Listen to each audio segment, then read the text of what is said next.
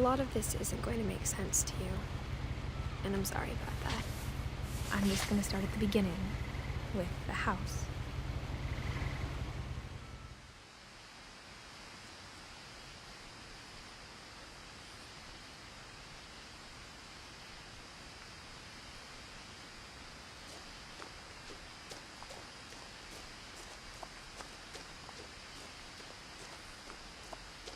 I lived here until I was 11, but I wasn't allowed inside half the rooms.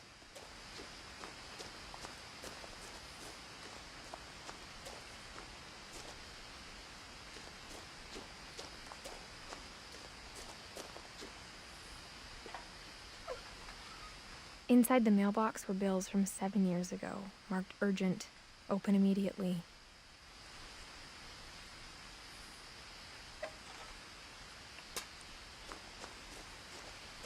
I hadn't been back since my brother Lewis's funeral.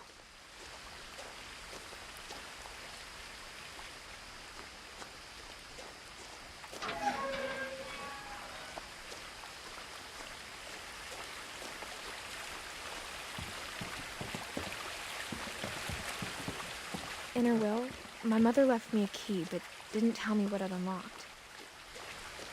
Maybe she thought I'd know, or she thought that the mystery would be enough to bring me back.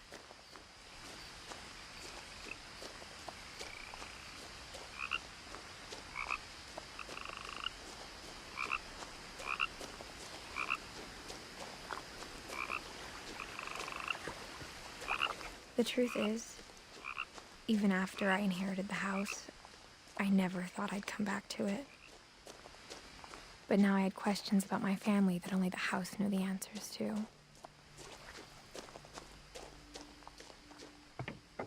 The woods around the house have always been uncomfortably silent, as if they're about to say something but never do.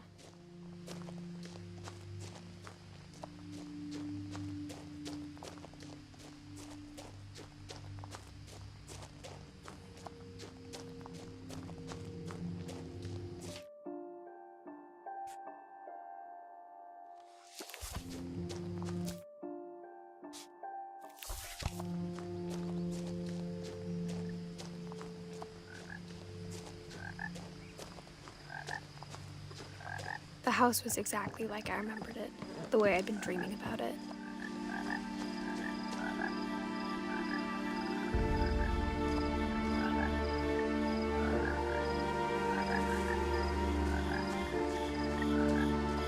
As a child, the house made me uncomfortable in a way I couldn't put into words.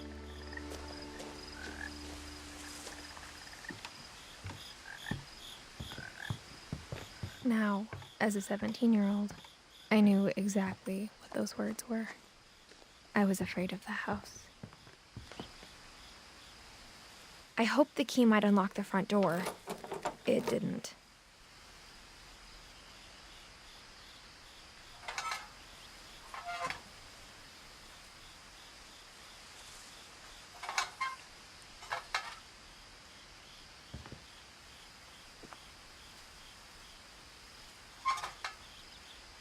Looking in, I felt like the house itself had been waiting for me.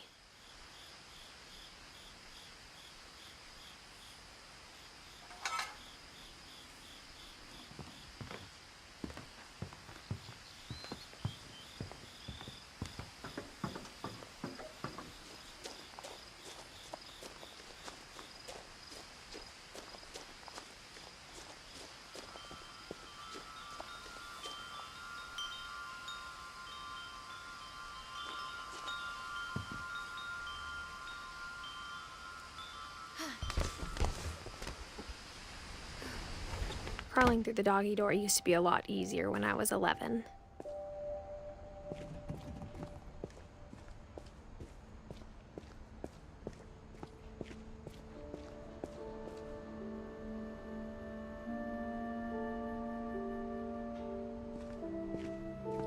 For the first time in years,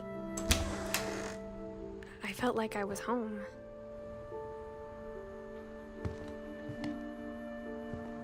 But instead of a family, there were just memories of one.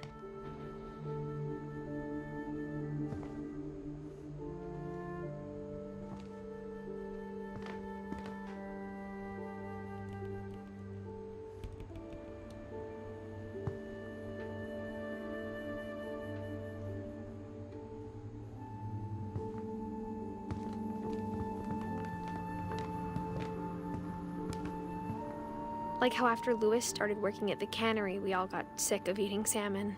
Except our cat, Molly.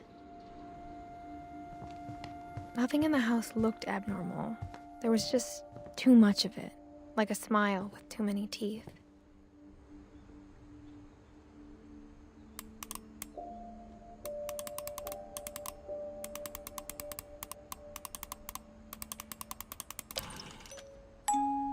Great-Grandpa Sven built a music box for Barbara, along with the rest of the house.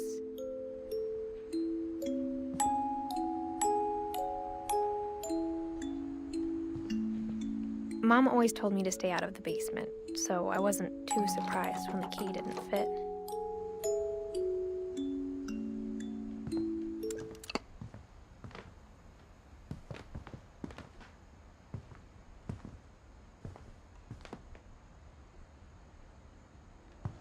Even the fireplace had a story. Edie told me the bricks came from the original house, after it sank.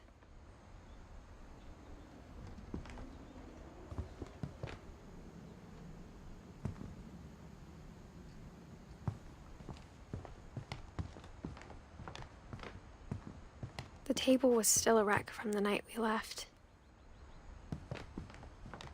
It was like a bomb had gone off, killing everyone. My mom was the only one of us who could imagine Great-Grandma Edie living in a nursing home.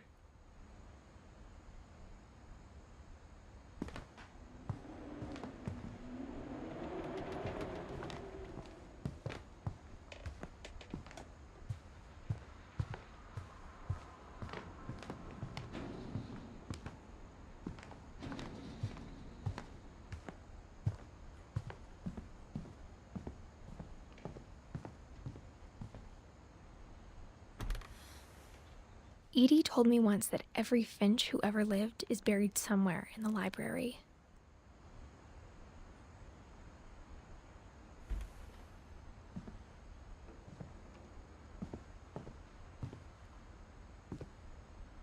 After Milton disappeared, Mom sealed up all the bedrooms. Then Edie retaliated and drilled peepholes.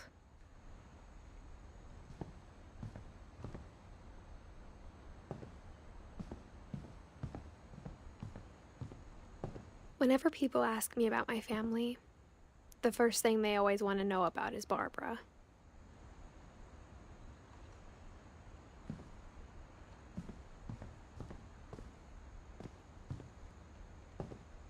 Edie's father, Odin, built the original house.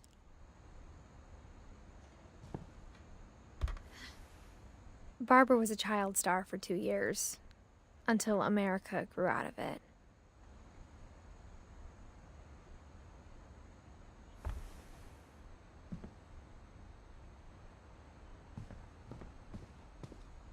Mom must have locked the third-floor stairs on the night we left.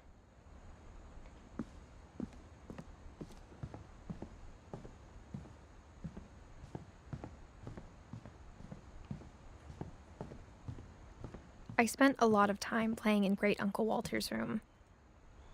I think my mom sometimes regretted not sealing it up.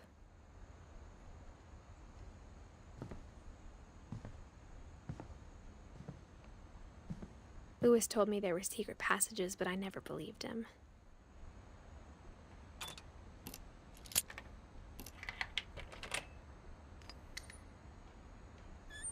Turns out, my mom was really good at keeping secrets.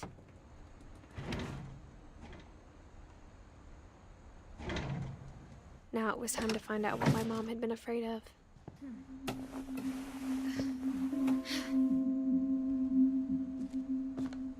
From the paintings on the wall, it was clear my brother Milton had been here before me.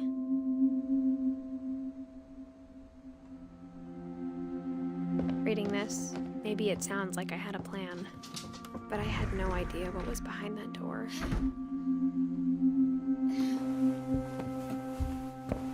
Just like I had no idea where all this was gonna lead.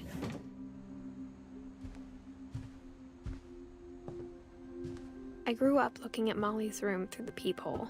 Molly's gerbil had a tiny bedroom with its own even tinier gerbil cage.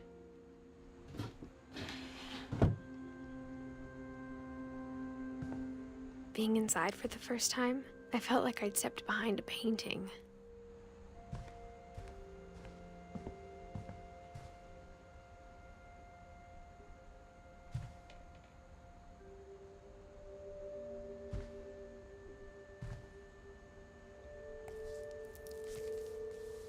December 13th, 1947. Dear Diary, I'll be gone soon, but I wanted to tell somebody about what's gonna happen. It started when Mom sent me to bed without dinner. I woke up and I was starving, so I looked around for something to eat. The gerbil food was dry, but I didn't mind it.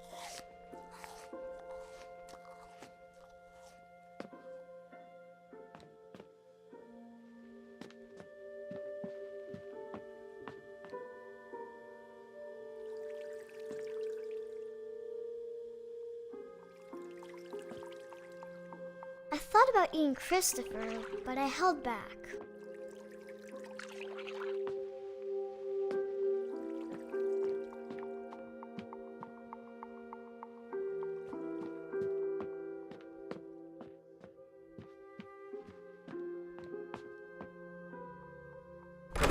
Mom, can I come out now?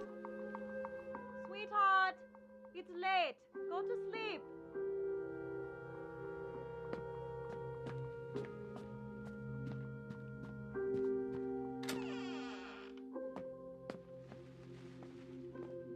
I kept eating and eating.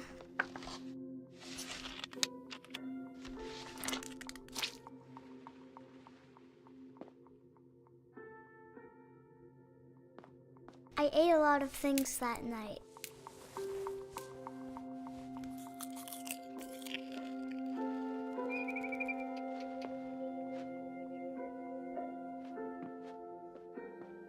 Then I heard chirping outside my window.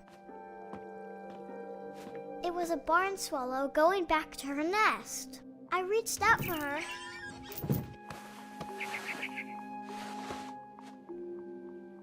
And suddenly, I was a cat.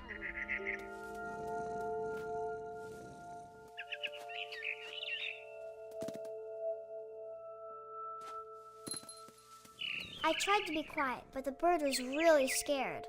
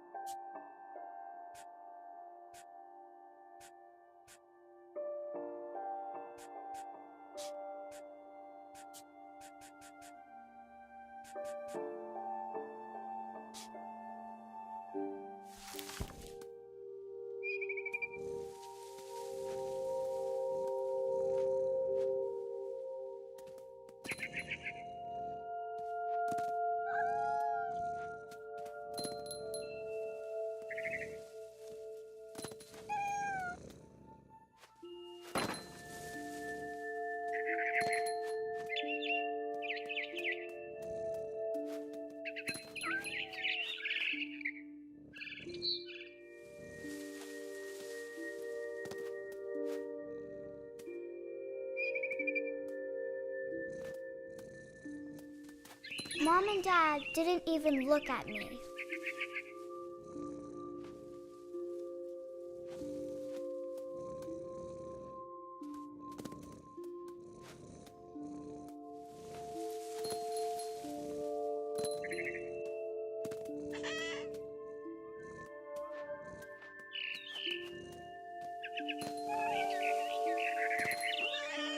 The babies were all gone.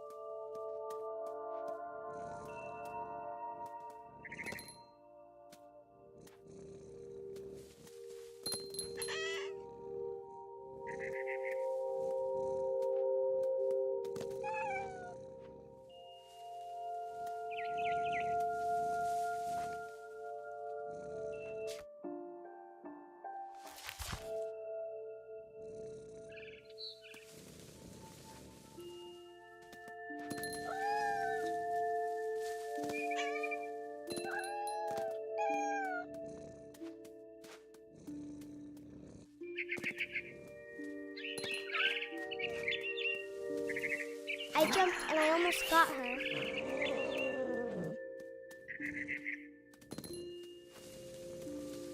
I could tell she was getting really tired.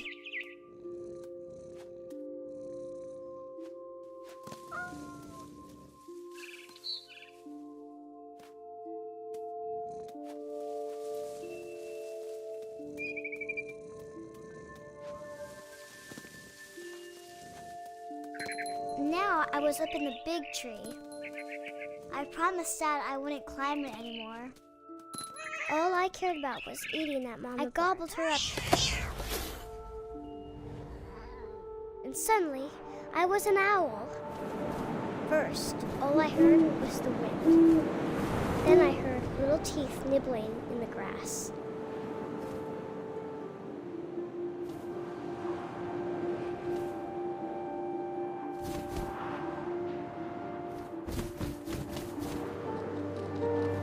Rabbits.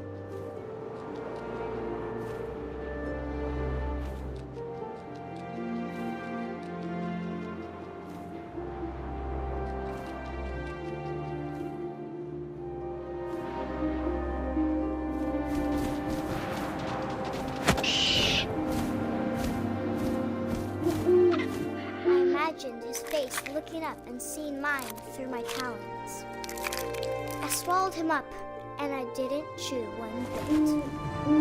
Then I flew off to find something bigger.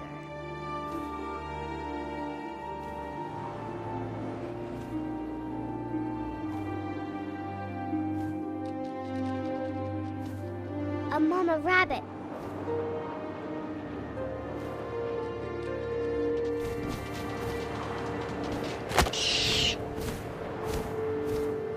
She was almost too big to carry. I started choking, but I couldn't stop eating. And suddenly, I was a shark.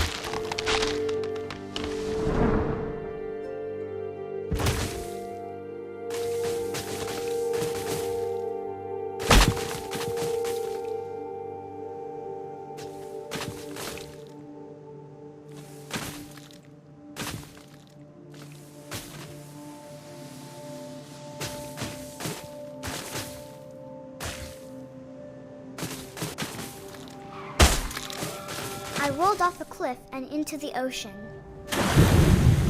Now, I was hungrier than ever.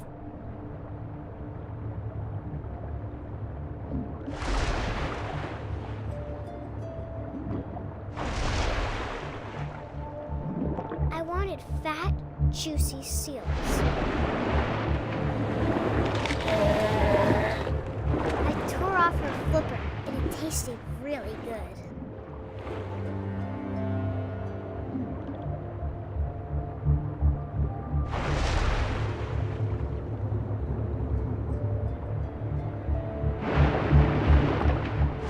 Grabbed on tight.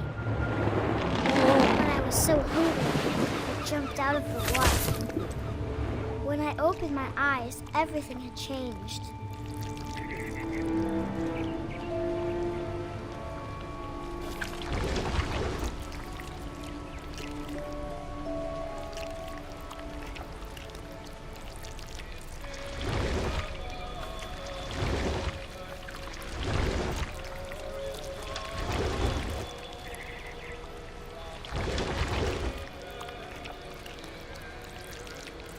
Now I was a monster, and I smelled people everywhere.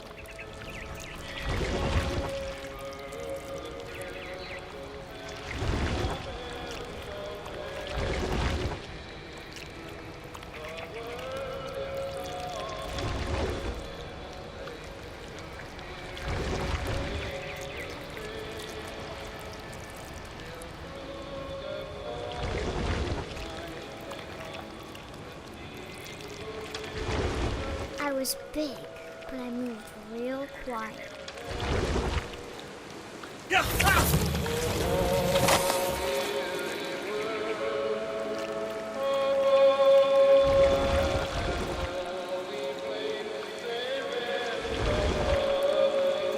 I wanted to stop, but also I didn't.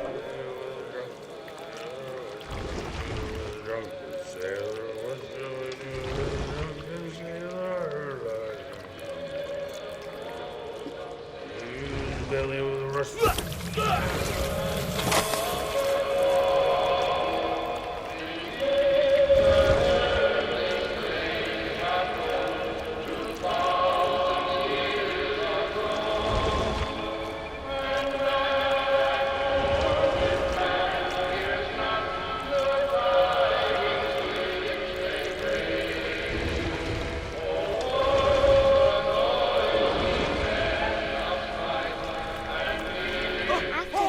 Passenger, I was still hungry.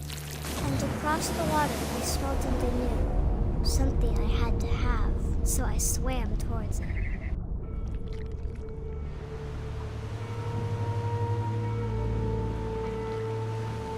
I slithered onto the sand, and the good smell went into an old pipe.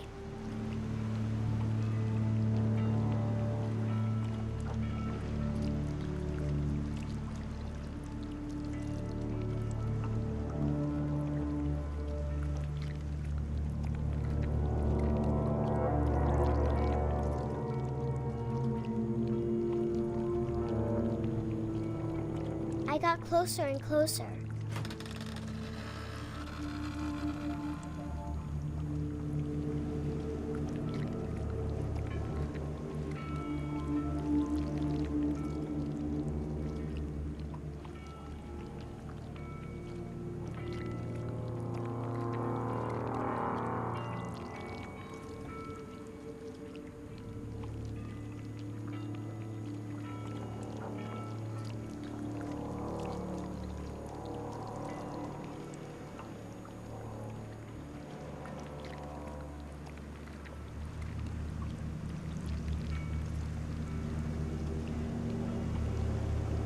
All of my stomach started growling. And suddenly, I was me again. I held my breath for a long time, but I couldn't hear anything. I think it's waiting for me to fall asleep. But it's not going to wait much longer. It needs to feed, and we both know I will be delicious.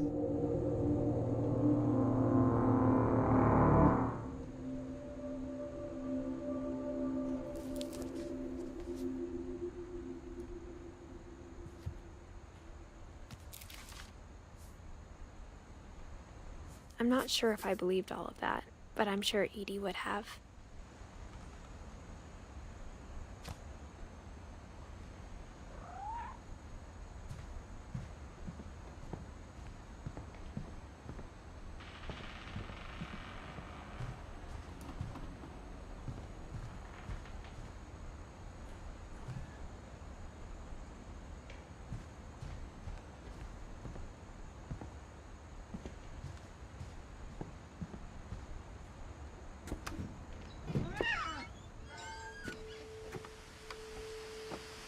This will be obvious later, but my mom never told me any of these stories. Edie would have, but Mom didn't like bringing up the past. Though, when we adopted a stray kitten, she was the one who named it Molly. I spent a lot of time in Great-Grandma Edie's room.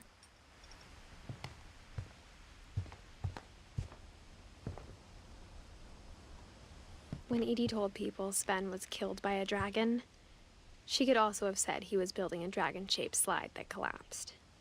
She could have, but she didn't.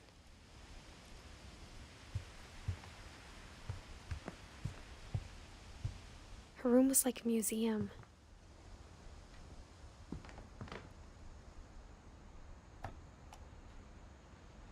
For 500 years, the Finches have been famous throughout Norway for their fortune. And Odin Finch buries the latest victims of the family curse, his wife Ingeborg and their newborn son, Johan. On January 7th, 1937, he set sail with his family and his house, hoping to leave the curse behind. But 40-foot waves off the coast of Washington send the house and Odin to the bottom of the sea.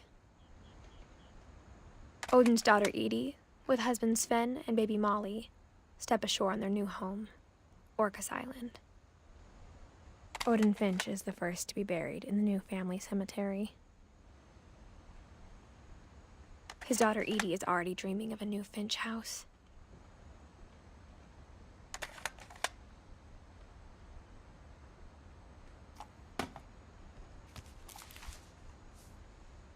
Whatever's wrong with this family, it goes back a long ways.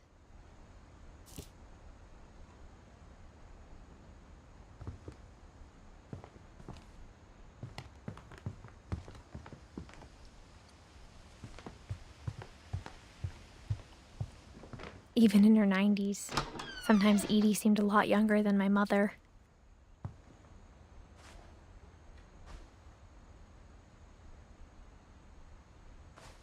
The only trace Grandpa Sam's first wife, Kay, left on the house was the pink bathroom.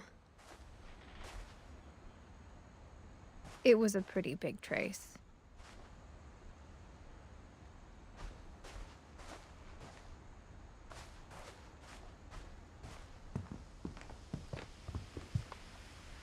Edie gave a big interview about a mole man living under the Finch house. My mom was furious.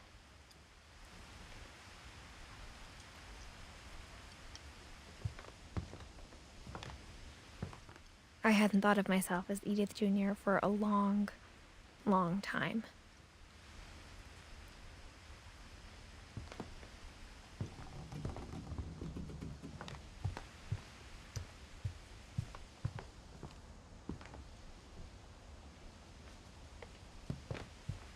Edie knit me a new pair of gloves every year, just in time to replace the old ones.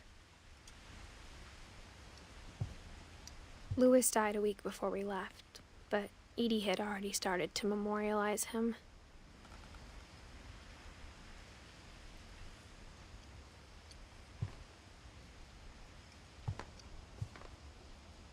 Great-grandma had always been the family's biggest fan.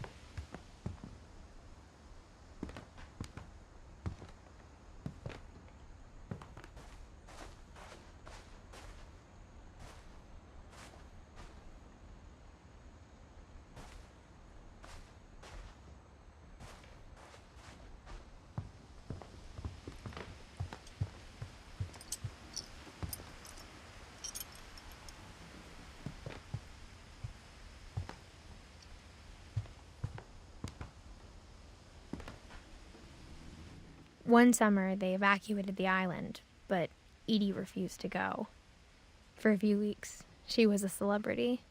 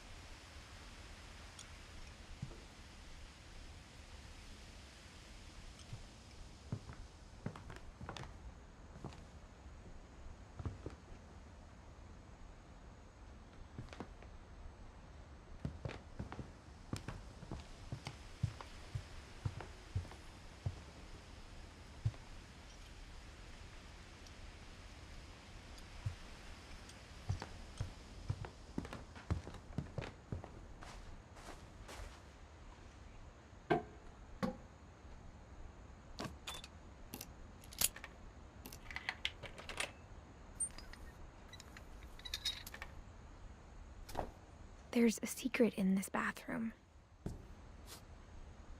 It's in the last place you would look. It isn't in the cupboard. It's hidden in this book.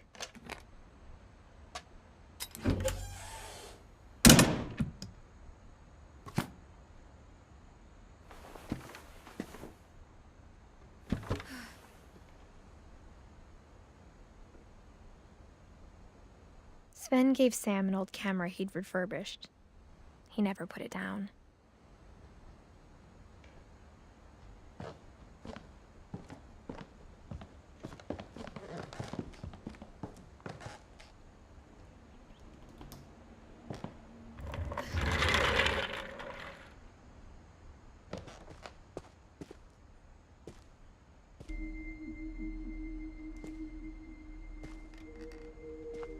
I knew Grandpa Sam had a twin,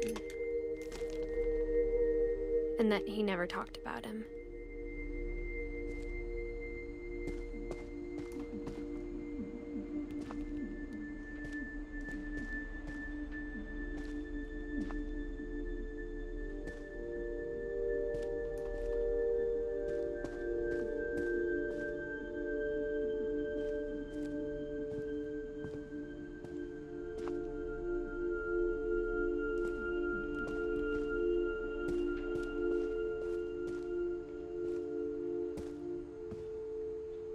I guess my grandpa didn't like history any more than my mom did.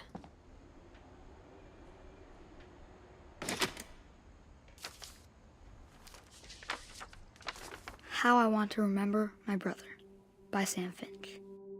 The thing I remember is that when he made up his mind, that was it.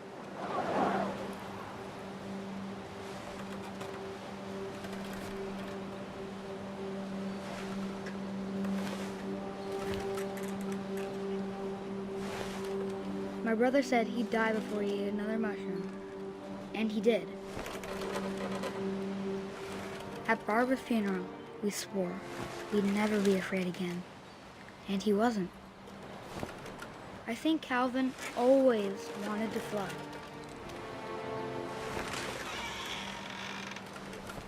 Sam! Calvin!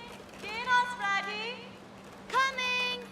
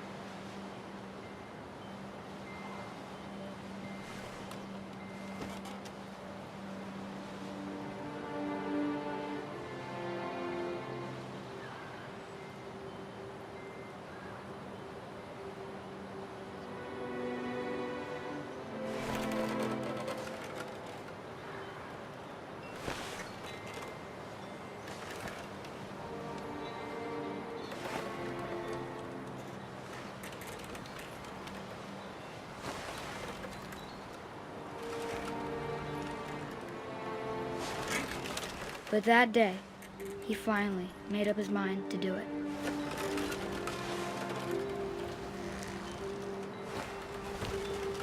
I told him going around was impossible. Maybe if I hadn't said that, Calvin! I'm not gonna tell you again! maybe if the wind hadn't picked up, then maybe he'd still be here. But I doubt it. I think he'd already made up his mind. That's what I want to remember about my brother.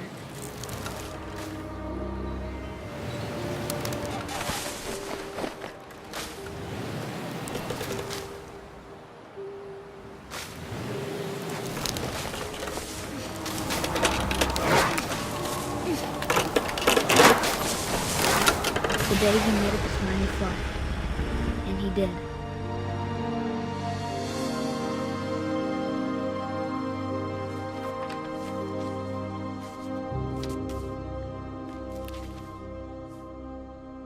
Calvin's story felt strangely familiar.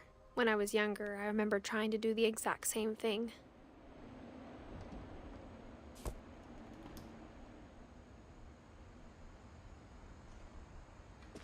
After the funeral, Edie roped off Calvin's half of the room.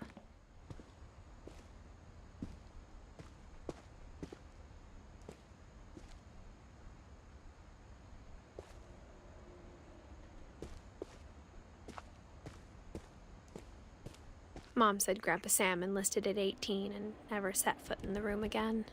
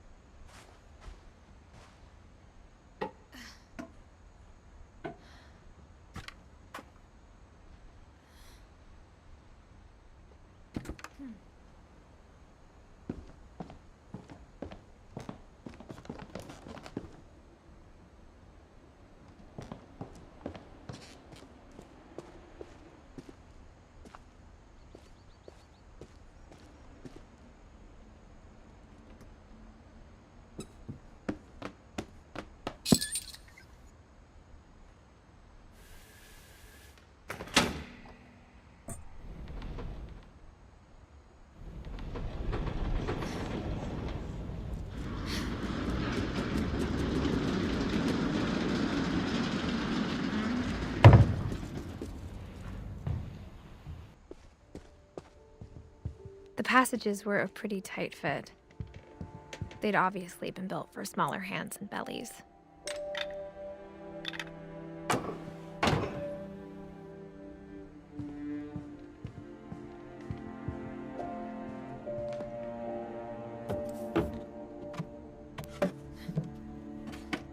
Growing up, I always thought of Barbara as a child star.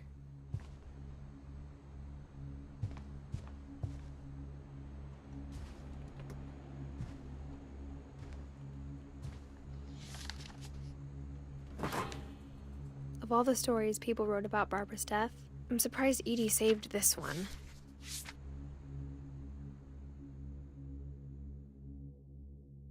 Old Jack here with another ghastly tale inspired by America's most unfortunate family. I'm calling it The Surprise Ending of Barbara Finch. As a child star, Barbara was famous for her scream. Now at 16, she was all washed up, a has-been. But in a lucky break, she'd been asked to perform her signature scream at a local convention for monster movie fans. It was just the boost her career needed. Unfortunately, her scream hadn't aged well. Getting better. I think you just need the right motivation. Her biggest fan and current boyfriend, Rick, was about to demonstrate when... Now that was a great scream. It was Barbara's father, Sven. He'd slipped into a table saw and had to be rushed to the emergency room. So Barbara got stuck babysitting her youngest brother, Walter. Her convention comeback was cancelled. Okay, I'm hearing frustration, but I'm not hearing terror. What if I tried... A gang of hoodlums in Halloween masks have been terrorizing Orcas Island tonight. Police are urging residents to... That came from the basement. You're right! Also, I loved your delivery on that. Why is your basement door locked? Because my dad likes making puzzles and secret passages. There's a key hidden in the music box. The secret is to keep winding and winding until finally the key pops out. Thanks, babe. I'll be back in a sec. 20 minutes later, Rick hadn't returned. So Barbara went to look for him, right on cue. She reached for the music box. And as she wound the key, she listened for Rick, but the house was silent.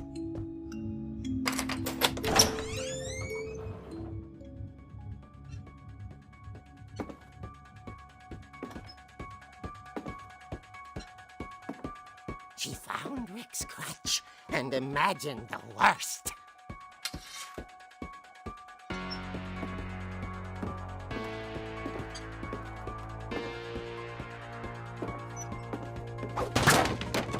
The gang's leader is the infamous Hookman killer, Dr. Carl Hamill, who impaled and then ate his family 10 years ago tonight.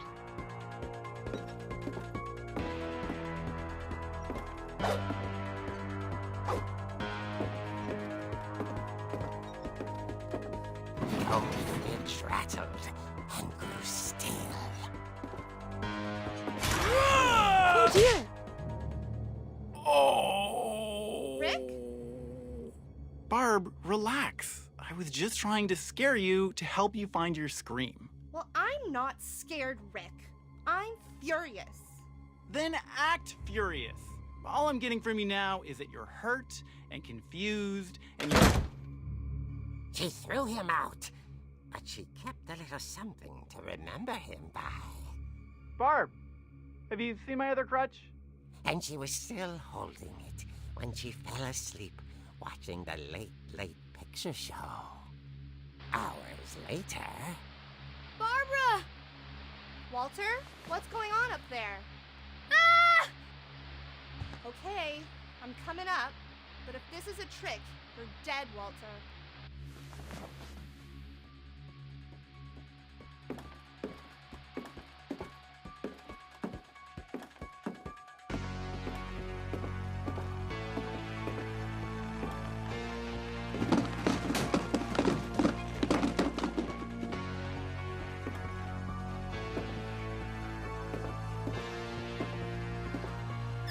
Walter, are you there?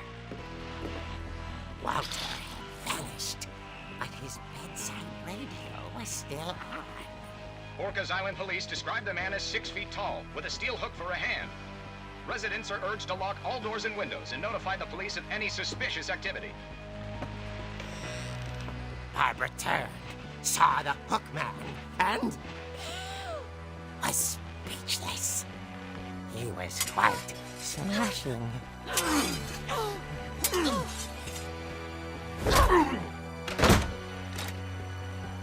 And finally was. He couldn't get enough of Barbara. Okay, Barbara, there's gotta be another way out of here.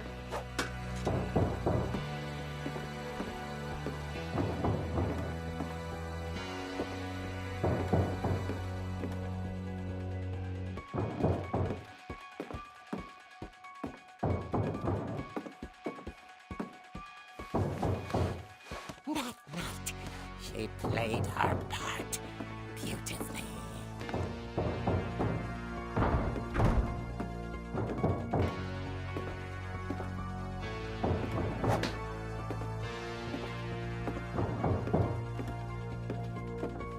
Molly's door hadn't been opened in years. The hinges groaned.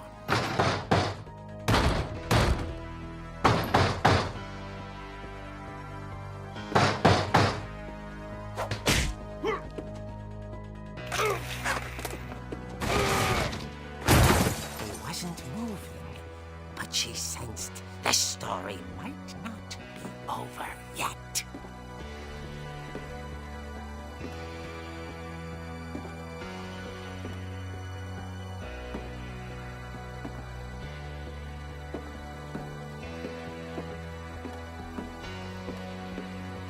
The hookman had vanished. She listened for his breathing, but all she heard was...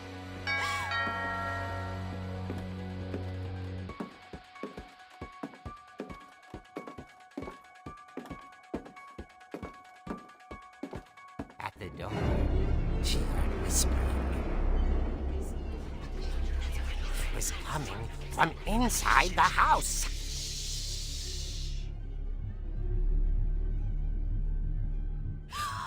Oh dear.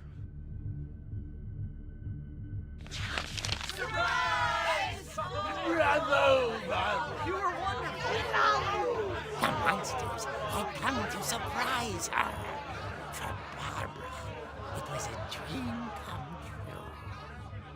Then she saw what kind of monsters they were, and she realized what was about to happen. She was going to be famous. And with her final breath, Barbara Finch gave the performance of her life.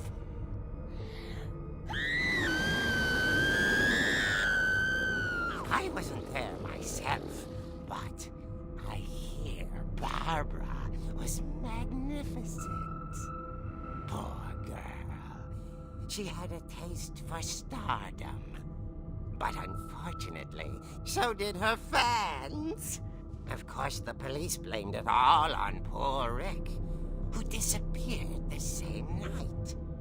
And little Walter? Hiding under his bed the whole time. He took it all pretty hard, but that's another story. As for Barbara, tucked inside the music box is all they ever found of her. Her ear. Now that's what I call a real eerie tale.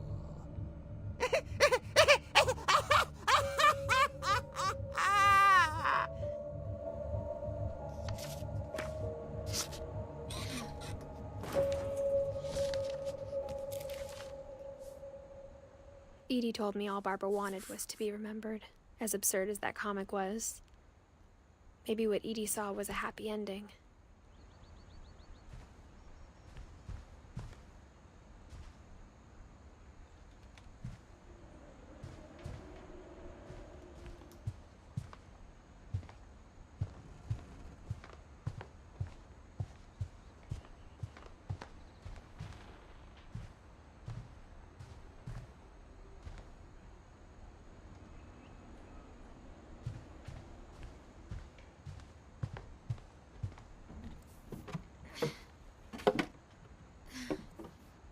I guess now I know why Mom didn't like me playing with the music box.